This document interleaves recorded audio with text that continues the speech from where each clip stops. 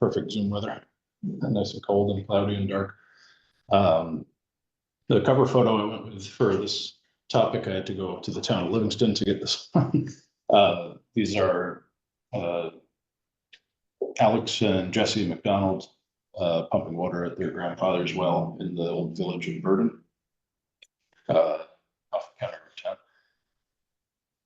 town. So I chose this topic because it's been an ongoing issue in Germantown right since 1710, if not before.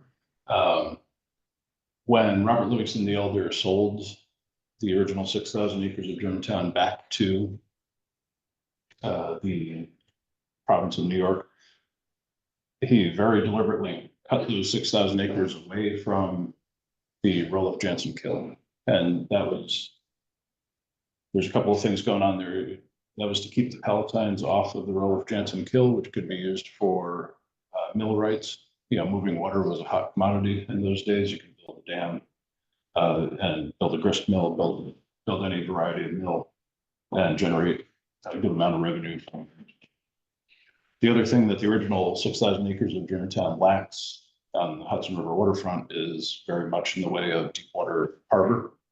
And that was very intentional on Livingston's part not to give away any good landing spots on the river. In 1767 or so, the primary sources for this are a little bit sketchy. There was a grist mill built on, this is the small creek that comes up from about where the Stone Jug is in Claremont and runs into the bay at Cheviot. And that grist mill, according to Walt Miller and repeated by a couple of later authors, that mill was built in the 1760s by Judge Robert Livingston, the father of Chancellor Livingston, who lived at what's now Claremont State Historic Site. That grist mill is represented here on the 1798 Weaver map. That's a photograph there on the right of the creek dumping into the bay there at Cheviot. And there's a wider view of the bay at Cheviot. Don't remember which flood. There's been so many floods the last couple of winters that I think this is 2 winters. I think it's last winter, sometime last winter. There's the activity in the beaver. Yeah, the beaver. Yeah, they're still there. You can see it a little bit better there. Yeah. Quite a few years. Yeah, it gets wiped out every so often by floods, and it's a going concern again. Another small creek. I don't have a good picture of the creek, but it runs next to the school, comes out, it goes underneath 9G around the Snow. That's good. The Sunoco gas station, and basically it runs behind the houses on Lower Main Street. Comes out just a little bit north of the old Young America Hotel at the very end of Young America Road, and on this creek was built saw and grist mills by D.L. Rockefeller starting around 1751. That date is given because he purchased the land that connects to the creek in that date. Very quickly thereafter generated a lot of revenue from that mill, and really set up his children and grandchildren financially for a long time. That's what the plow took care of that sign about 15 years ago. That's what it looks like today at the Germantown History Department. And that's the replacement sign that we put up last year. For that, it gives a little bit more detail on D.L. Rockefeller himself and the importance of that mill. Lower Main Street was one of the original Palatine villages. It was one of the, probably, I would argue, the least important, least populated of the 4 Palatine villages. Main Street didn't become Main Street until the Rockefeller's mill. And like I said, all of his children and grandchildren lived in most of the lots along Main Street all the way out to Claremont were owned by the Rockefeller family at one time or another. Walt Miller's, he was the old Germantown and Columbia County historian from 1930s until his death in 1980. He was of the opinion that the water table must have been a lot higher in that era to be able to operate a mill of any kind on those two creeks. The creek in Cheviot and the creek that runs along Main Street. And I tend to agree with him. The 1960s and to an extent the 1970s were a lot drier times than they are now. There was a 5-year drought in the 1960s that put a lot of the apple farms that were still existing here in Germantown and surrounding towns, put them out of business for good. Lately, especially the last 10 months or so, it rains constantly. You know, it's like we're almost always in flood stage these last 10 months or so. And we've had very few droughts of that kind that we had in the 1960s. The mill on the creek on Main Street, some remnant of the mill pond still existed as late as the 1920s or so, because we do have oral history remembrances of ice skating on what was left of that mill pond. But I do agree with Walt Miller that the water courses must have been, or the water table must have been a little bit higher in the Palatine era than it is now. This is one of the other, even more marginal creek. And this is an old Lasher mill. This is referenced in Franklin Ellis's 1878 History of Columbia County. There's a section on Germantown, and he mentions a mill operated by one of the members of the Lasher family. That hamlet of Viewmont down there, it was created almost exclusively by various branches of the Lasher family in the mid 1700s and especially into the early 1800s. And this mill, I don't know the exact location. There's a little bit of a parlor game at the history department trying to pick out where this barn was exactly. I think it's somewhere along Lasher Avenue. And I think probably somewhere in that gully behind John's house. There's a very curvy little creek that runs back in there. It gets backed up by beavers pretty regularly. On the Kukon property, right at the corner of Lasher and South Road, there's a little bit of looks like a earthen embankment, looks man-made to me a little bit. There's a pond and a creek that runs back in there. That's another possible location for this. Ellis described it as being in the far southeastern corner of Germantown. And this is what was left of it. Walt Miller took this photograph sometime in the 1950s or 60s. I don't believe he ever wrote a full article about it. It was just a photograph and a caption in an unrelated newspaper column that he wrote. So that's what was left of it. And he did take one additional photograph. That's I believe a wooden gear. I'm not a specialist in old millwork material, but it looks like a wooden gear of some kind related to that. Like Walt Miller alluded to, the water table must have been at least a little bit higher, I'm thinking, or just built a really big earthen dam as a way of saving some labor on cutting lumber. I think this was a sawmill. At least it's referred to that in Ellis's history. And having a sawmill just saves a lot of time versus hand cutting lumber.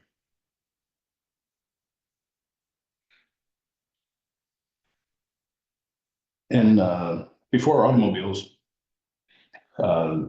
springs along the side of the roads were almost like a gas station in a way. And this is what was called Powder Spring. And this is Main Street in Germantown. What we know is the fire pond now today, before it was dug, is in the grass off to the right-hand side of the road there. There's a sidewalk here and there's a main road. And the outlet of the fire pond still goes under Main Street in that spot, dumps out there. And do have another postcard of it here too. I believe this box here may have been a trough for horses to, bow down and take a drink as they're passing along through town. There was at least one other named spring of this kind. that was located way down on Church Avenue, almost in Claremont. It may have actually been in Claremont, and that was called the Willow Spring. There was also a Willow Spring in the village of Burden in the town of Livingston.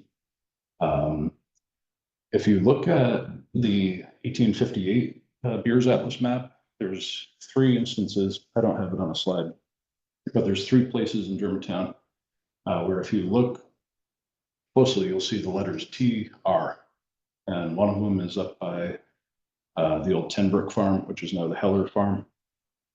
And there's 2 more down on what's now Lasher Avenue, and it just says TR.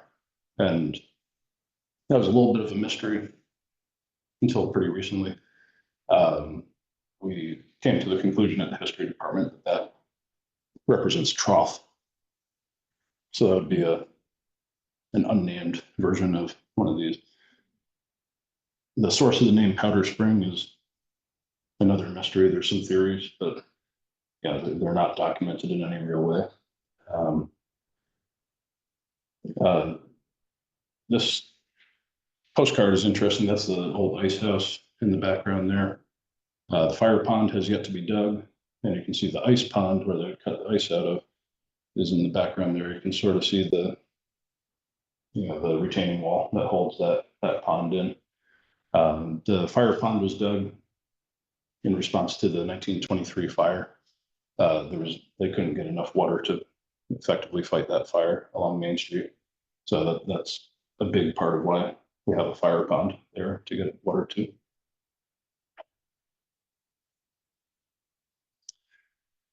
One of the big industries, especially starting in the late 1800s, early 1900s, as more and more houses and outbuildings start to crop up on the landscape,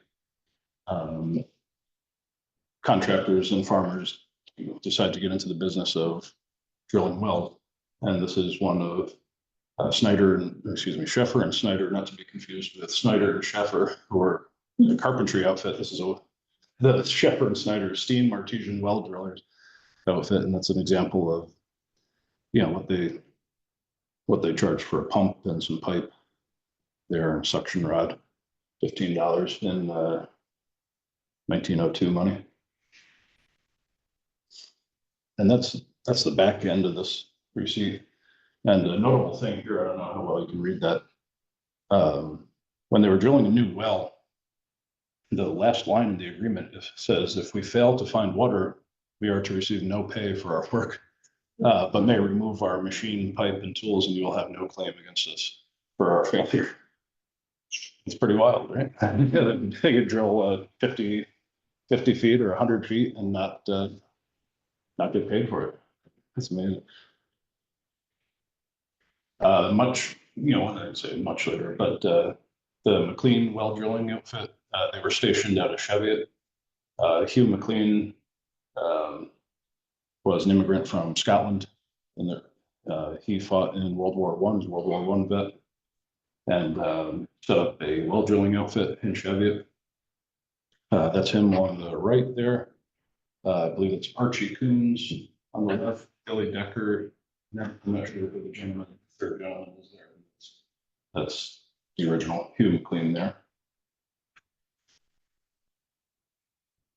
That's not, I believe that's Archie Coons and Billy Decker working a well rig. And that's another shot. I think that's, correct me if I'm wrong, but I believe that's their old workshop in Cheviot, the relatively bare hillside of Cheviot in the background there. The old McLean house was Andrew Mickle's house before that.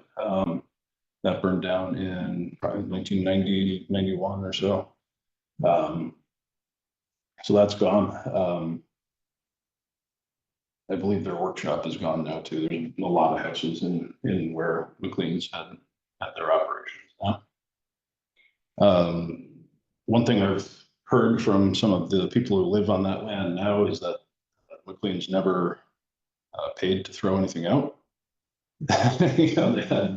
They had machines and they had garbage and they just dug a hole and buried it on their land. So if you own one of those parcels, you never know how you'll find it if you have to do any excavation. That's another one of Hugh McLean's jobs. It's Billy Decker working the rig. That's a little bit older. I don't know if this is a McLean job or a different well driller, but that's just an example of one of the old contraptions that were used to dig wells around the turn of the century, or a little after.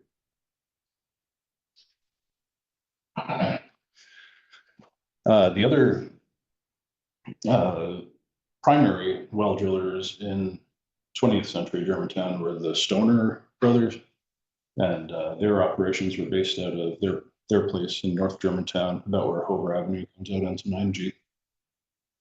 And on one of their jobs, I believe across the river, in Catskill maybe, um, Earl Disher from Germantown was working on one of their rigs, and one of the pieces of machinery hit him very hard in the head, and he died of his injuries there. And just to give an idea of how dangerous that work could be at times. This is Stoner Station. The Stoners also had a gas station, general market, in addition to being well drillers. And this building still stands on 9G, covered in political advertisements for the last 10 or 15 years or so, right about on 9G, right about where Hoover Avenue comes out. So that building still stands. The overhanging porch is gone. But they were competitors. McLean and Stoner, that was a big divide. Some of the guys who worked for McLean went off on their own, most notably Edgar, and he opened, he had his own well drilling business up until pretty close to his death. And it was very competitive. Those guys were really roughneck kind of guys, and very protective of their turf and their customers. Didn't like being poached. And related to one of the scan projects I have going on now at the history department is when Norman Stoner died a year or so ago, year and a half ago now. His nephew Shane Johnson donated a big file of the well drilling records for the Stoner well drilling business, and it goes alphabetical by customer. And I think I'm in the D's now. So it'll be a little while, but eventually all those customer records, which will be of interest, I think, to some people around town, they would go everywhere in Columbia County, Greene County, occasionally down to Ulster County. They had customers all over the place.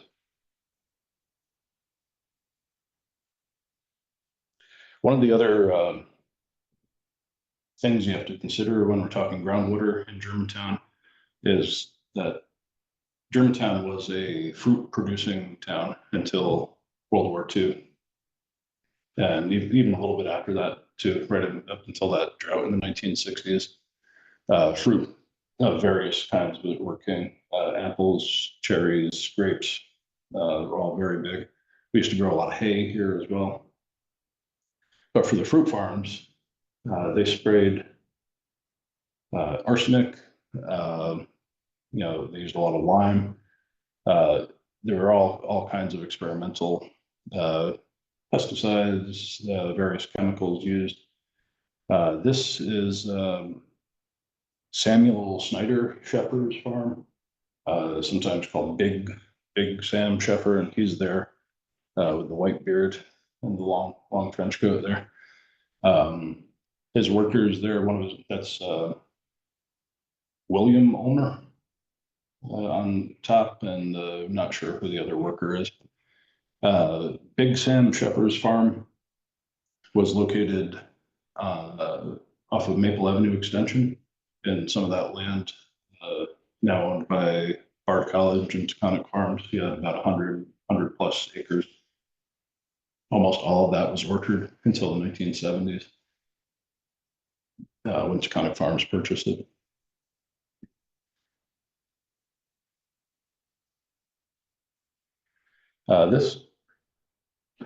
This property, we have a couple of different versions of this photograph. And in some other versions of this photograph, you can see in the background, it took us a while to identify exactly where this is. This is right behind Alan Lipschitz's house on Main Street, the house that has the Whirlpool sign by the road there. Crawford Rockefeller owned this at this time. And Crawford Rockefeller is on the left-hand side there. And J. Crawford Moore, who grew up and became a long-time town supervisor. He's the young man there on the right-hand side of the photo. And what they're selling here are Hardy brand sprayers. So you tow this behind one horse, fill it up with whatever your pesticide of choice, and you can just spray it on the trees as the horses pulling it through the fields in between the apple orchard or the fruit, the vineyard or whatever you're growing in your fields. And these were really big sellers. J. Moore there, he was born in 1900 even, I believe. So he's probably 15, maybe 20 years old there. These were really big sellers. And that's the Future Farmers of America group, right outside of Germantown Central School.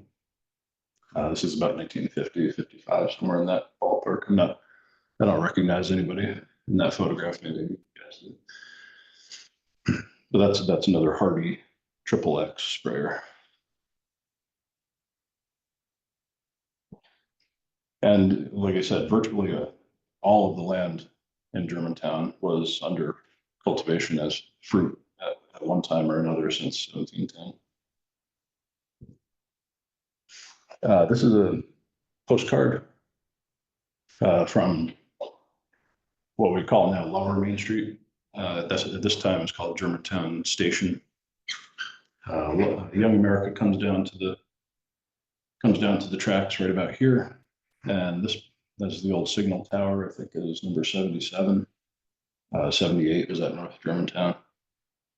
This is the old Germantown Cooperative Association building. This still stands. This was built, says the year right on the side, but I think it's 1917 or 1918 that this building was constructed. This is where you would get most of your pesticides, your DDT, or whatever you're going to use in your agricultural applications. There was a rail siding here, came right up next to the co-op here. They would just drop everything, including sprayers. It would always make the newspaper whenever there'd be a delivery of fruit trees or a delivery of a pesticide. It would be advertised in the newspapers. Come down to Germantown Station and just got a shipment in of arsenic or apple trees. And that's another photograph. This is from the Hudson Valley Cold Storage Building. This is taken about 1928 or so. This is before the rail siding. There was a rail siding that, oh no, it is there. I'm sorry. The rail siding that came up right in front of the old co-op building. There's a hay elevator here. Parts of that, the last time I was in that building, parts of that hay elevator were still there, upstairs at least. And then there were two additional back-in sidings, so train cars could park along here, and the passenger rail station was located here in its final location. This photograph is from the Gibson Archive. This is not a Germantown History Department archive photo. And this is the old cold storage, the old co-op building. In the later years of this co-op building, being a co-op, they did sell a lot of DDT in 55-gallon barrels. That was used pretty heavily in our region, not just Germantown. When DDT became illegal, when it was outlawed in the late 70s, there were, according to, there's no primary sources on this. I've heard this second or third hand through the people who own the building now. There were some dozens, if not hundreds, of 55-gallon barrels of DDT left over unsold when DDT became illegal. And what do you do with it? So, and according to the story, it all got dumped in this dump, which Germantown's dump in the late 1970s was on Round Top Road. You can still see the chain link fence today that was put up to keep people out when we built our transfer station here in Palatine Park Road. This dump opened sometime 1930s, I would guess. I don't have a firm date on that. Closed. It's closed and capped when the lake here in Palatine Park, the clay that was dug out of the pond here, Lake George South, that clay capped this landfill, and it capped at least 2 other landfills in Columbia County.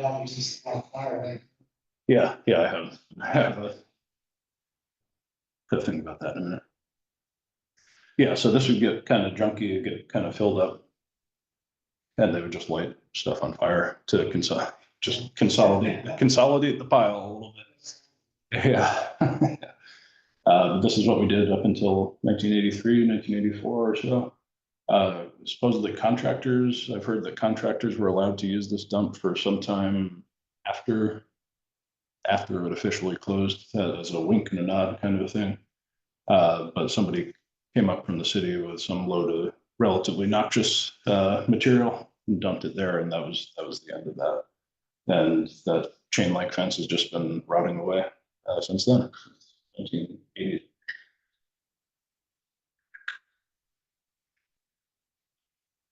That was an improvement in a way, because before that dump existed, for the most part, people would just, if they had debris, they would just dump it on their own property and bury it over time or burn it. It was really the automobile that allowed people to bring their trash somewhere else to dump. And in the early automobile era, the place that we do that is off of Block Factory Road. This is the old Block Factory Road bridge along the Rojan. The abutment is still there. The bridge is gone, obviously. That's the Livingston side we're looking at. On the Germantown side of this bridge, there was an approach off of Block Factory Road where you could just pull up to there and dump your garbage, and most of it would fall down into the Rojan itself, off the cliff into the Rojan. So in a way, that dump on Round Top Road was an improvement on this practice. And this is just an example of a newspaper article from sometime when Sam Simmons Sr. was the town supervisor. So sometime between January 1969 and I believe January 1976 or so, when George Sharp became supervisor for the first time. And one of the complaints there in late 60s or 70s was about burning at the Round Top Road. See here, dissatisfaction with burning at the dump was voiced. Simmons said that operation as a landfill was now required, meaning covering each layer with 6 inches. And he estimated that $10,000 extra a year would be required to do that, including the town buying a bulldozer to do all of that. So that spelled the end of operating a landfill of that kind. So in 1983, 1984, that's when this Round Top Road landfill was capped, and we started having a transfer station here at Palatine Park Road. Now, the other big issue regarding groundwater in Germantown is sewage. And sewage has been an ongoing issue for a long, long time in Germantown. This newspaper article is from 1965. This was first proposed towards the end of Jay Moore's tenure as town supervisor. And the town board put together a plan. They had a consultant come up with a plan. The planning commission recommended it. And this was along Main Street. It also included some of Hover Avenue and some of Maple Avenue as well. Along with obviously Lower Main Street. It got through the town board unanimously, and less, days later, there's a revolt along Maple Avenue and along Hover Avenue. Those homeowners, especially back then, those homeowners were relatively spread out compared to the parcels on Main Street, which are like almost one right on top of each other almost. So those people who lived then at that time on Maple Avenue and Hover Avenue said, "Hell no, we don't want to pay for a sewage plant that we don't need, and it's just going to benefit my neighbor on Main Street, not me." So very acrimonious. A couple of town board meetings immediately after that, and town board put the kibosh on the sewage plant for 1965. There was another attempt in 1992. There was talk of a big federal grant coming in and finally getting to the point where we built a sewage plant along to take care of the problem along Main Street, because everybody's well was contaminated. The houses on Main Street are just too close to have both a septic and a well on every single property. So in practice, all of those wells were contaminated pretty badly for a lot of years. The attempt in 1992, I don't know exactly how that turned out. I presume they just didn't get the grant and it didn't happen at that time. The next, when we finally got the sewage plant built, was started in 1998, 1999, and it was related to the Palatine Manor housing behind the Reformed Church on Church Avenue. That was a condition of the federal grant that paid for that housing complex. There was just no way to have a septic on that site, along with all the existing problems along Main Street at that time. And that's what finally put that project over the top. All of these proposals met with really, really stiff opposition. George Sharp Sr. Threatened to resign. I don't know if it was a bluff or if he was really that exasperated about all the opposition to the project, but he did publicly threaten to resign at a town board meeting in 1998 or 1999 there. And the next time groundwater was really heavily considered by the town was during the 2007 era comprehensive plan. This comprehensive plan, I believe it was finally passed in 2011. Not exactly sure what the holdup was. I was off in college and starting my family. Wasn't really paying attention to town politics at this time. But it was because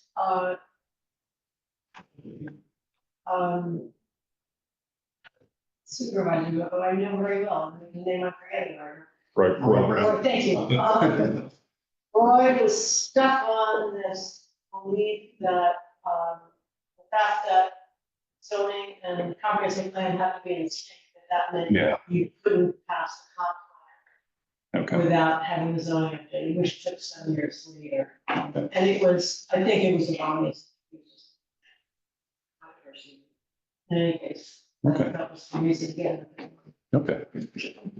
I won't dwell too terribly long on the more recent groundwater issues, but we do, if you go to the town of Germantown's website, you can take a look at the groundwater assessment that was done by Stephen Winkley at that time. That's on the town website.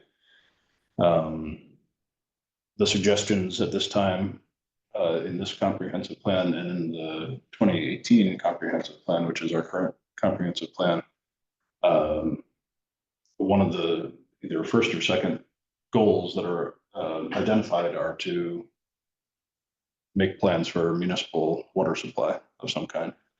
And it's very difficult because there's just not a lot of great aquifers in Germantown. There's only, I believe there's only 2 identified in this groundwater assessment that could potentially be productive enough to sustain municipal water supply.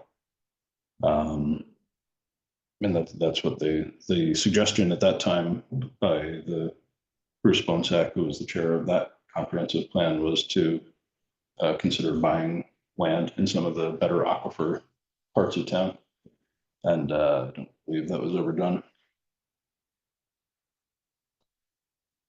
So for any of you who are involved in any way in that era of groundwater issues in Germantown, I'd love to hear what you have to say about that. Like I said, I was off doing other things, wasn't completely plugged into town issues at that time. And be happy to take any questions.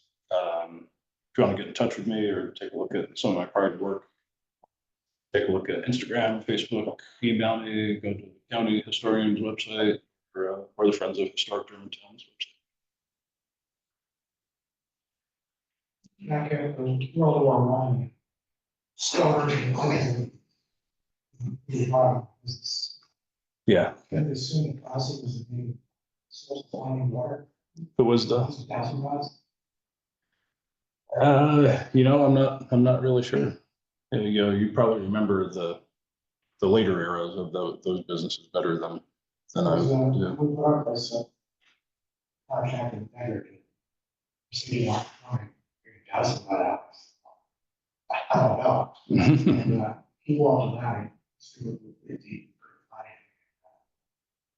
Too far down to realistic as a counter, so contracts.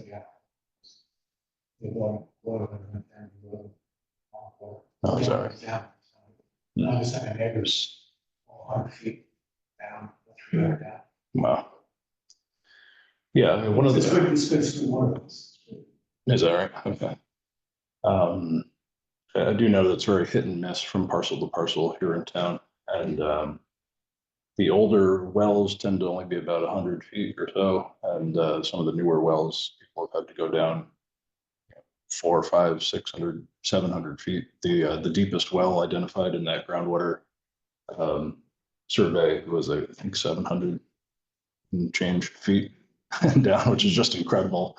I assume that's on Hilltop Road. Well, it had some issues there where all the wells dried up because Chicago was using so much water in the land immediately in front of Hilltop Road that a lot of those wells went dry on Hilltop Road. Yeah. Oh, sorry. Oh, whichever. I'm not well informed on this topic, so it may be really dumb questions, but, okay, if it's hard to find really well water, we have so much surface water. We do. In fact, we're in Claremont, so I don't know if this applies Okay. here, but there's so much surface water, the well is always bubbling up Oh, wow. because there's too much water. So I'm just curious, I guess we don't have any deep, but we have it on the surface.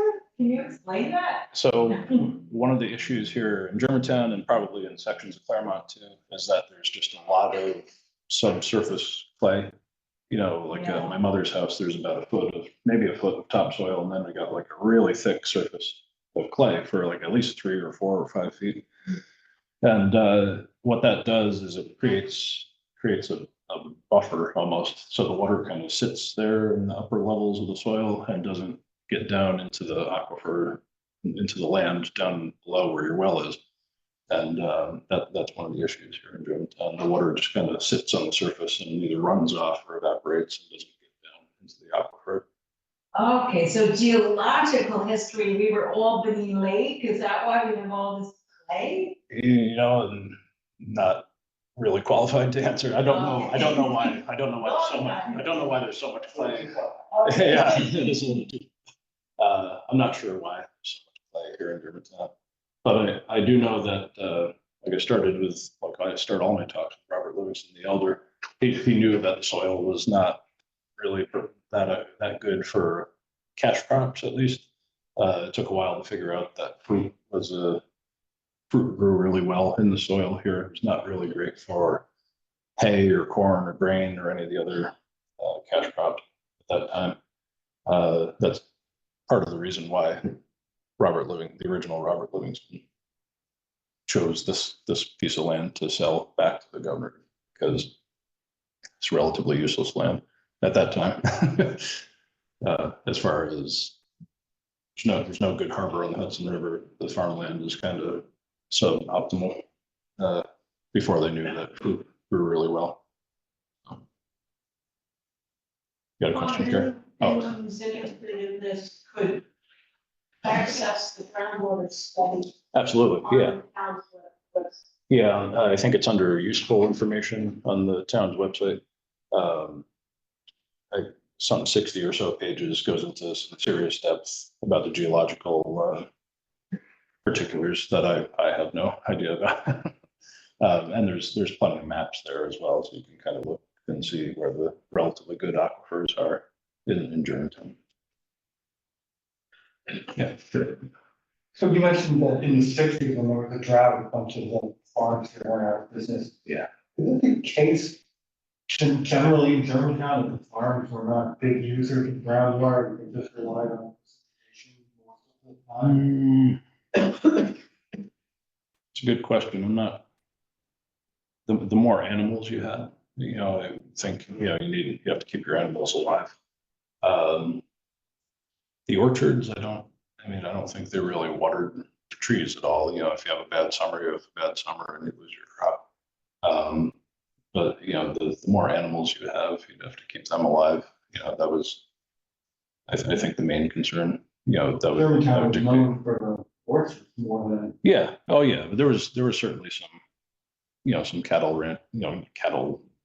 cattle and livestock, and a lot of these farms were relatively small. That's why they yielded to the post-war housing bonanza relatively quickly. Even though this is not a big town, a lot of these farms were on such small lots that just a lot easier to build a house, especially after World War II. A lot of the kids that grew up on farms didn't want to be a farmer. When they grew up, they wanted to go to college and work at IBM or work wherever, so that was just a cultural change, and Germantown yielded to having houses on all these small lots just because as the tractors got bigger and bigger and bigger, it became less and less economical to drive them all over town to these small lots, to small, sometimes disconnected lots. But yeah, that's a big part of the reason why farming went away earlier here in Germantown than it did in, say, Claremont or Livingston, where the lots are relatively large. Also curious if there's any known history to the use of water by farms. Yeah, that was certainly, that was in the newspaper a lot in the 1990s, especially. Not so sure about before that, but it was big in the 1990s. Don't remember exactly what year, but Taconic put a dam on Camp Creek. So the land, the parsonage and Bard College and Taconic's land here. Taconic's main operation is over here on Hover Avenue. Camp Creek runs in between the Maple Avenue parcel and the Hover Avenue parcel. And they put a dam on Camp Creek. And if you walk back there today, you can see that Taconic Farms was ordered by the DEC to deconstruct the dam. So did my sister's. Did it really? Sure, man, she was, Is that right? Okay. she couldn't exist. Is that right? What road is she at? Oh, okay. Wow. That's fine, man. That's it. Oh, wow. And but if you walk back there now, which I wouldn't do unless you have permission because it's private property. If you walk back there now, you'll see that they partially deconstructed it. There's still a bit of a lake there on Camp Creek, which is completely artificial. Camp Creek is just a narrow little rivulet, really.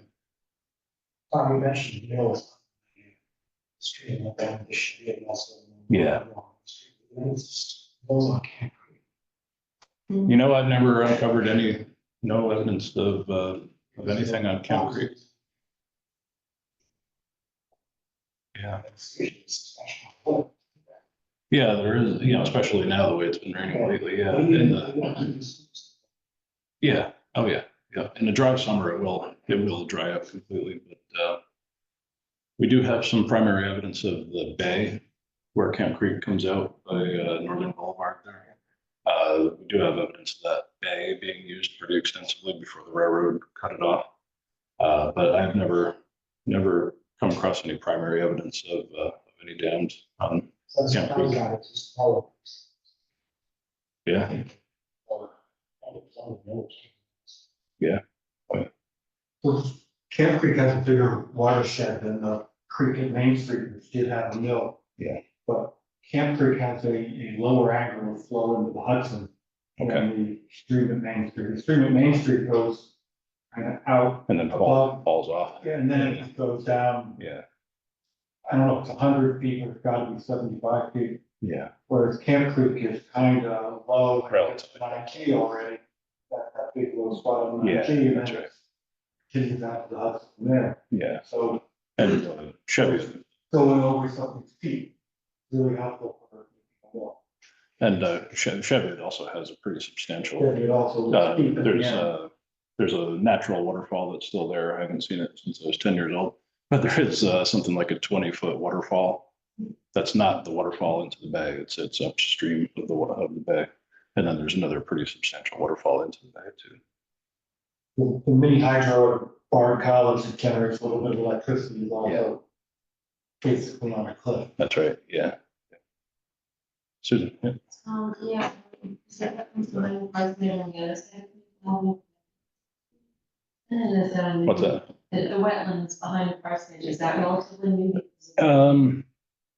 Yeah, it's Camp Creek's watershed. I think, I think that water eventually meanders its way to Camp Creek. Camp Creek, I think it comes from the fire pond, if I'm correct. There's a place beyond the fire pond that comes from. That's right. Yeah. That's That's right. Yeah. Do you know what was on that land prior? Was that ever? So that land that kind of, up behind the parsonage, most of that was Big Sam Sheffer's farm. I showed him with the spray. Two of his employees spraying arsenic on the apple trees.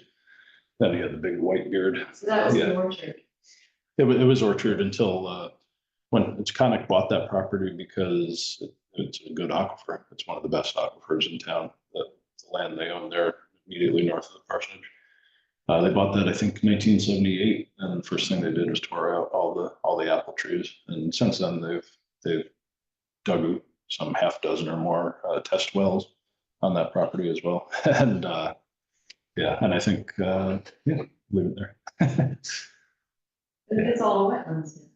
No, the land that Bard College owns, which is immediately borders the parsonage, half of that parcel that's closer to Maple Avenue Extension has a lot of Phragmites and other wetland growth there. What's that? Well, there's a grant. We're in the process of that becoming the town of Germantown property. We have a grant and a deal in place with Bard College, and working on it at the moment. But yeah, it's not a done deal quite yet, but it should be at some point later this year or next year. Yeah, like I said, that Bard property, half of it is relatively wet. The other half is a little bit higher ground.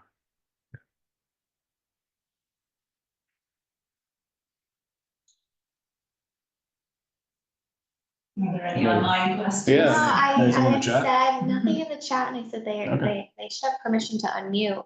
Any questions for our Zoomers today?